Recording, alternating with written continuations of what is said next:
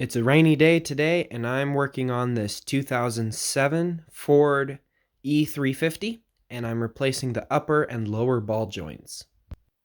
First, loosen your lug nuts and jack up the car.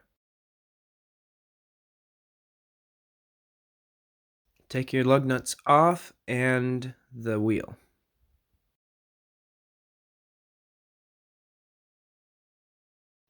Next, we need to take the two bolts off of the brake caliper and take the caliper off.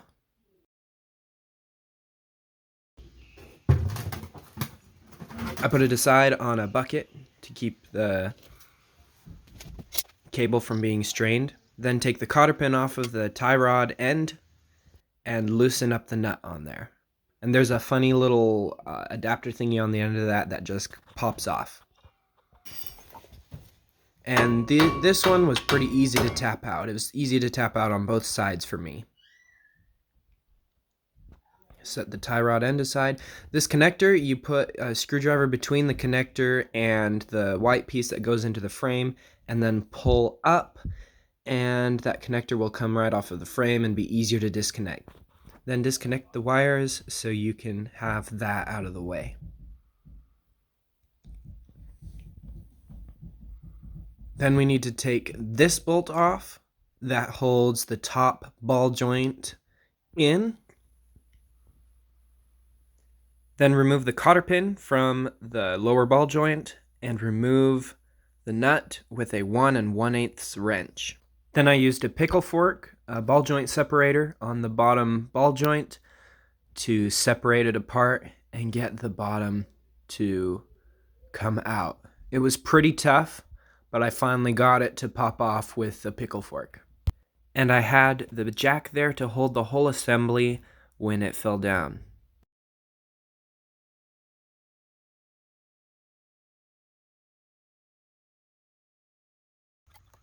Then I took the whole assembly up to where I had a press, and I removed the snap ring on the lower ball joint.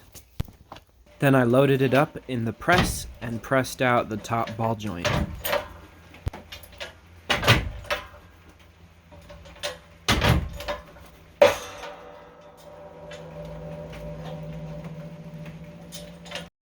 I'm using a set of giant sockets as adapters for my press. On the second ball joint, I got it loose and then tapped it the rest of the way out because of how much room I had, and it came out pretty easily. Then I pressed in the new ball joints and then put the snap ring on the lower ball joint. Then I took it back to the vehicle, used a jack to help me get it in place because it was so heavy, and I lifted it up in place, put the nut on. Here I'm connecting the wires, but it's out of the camera frame, sorry about that. Then I tightened up the bottom nut. I had to use a screwdriver to keep the ball joint itself from turning. Then I put in the cotter pins, and then tightened down the top ball joint, put on the tie rod, tightened that up, used the funny little adapter, and put in the cotter pin.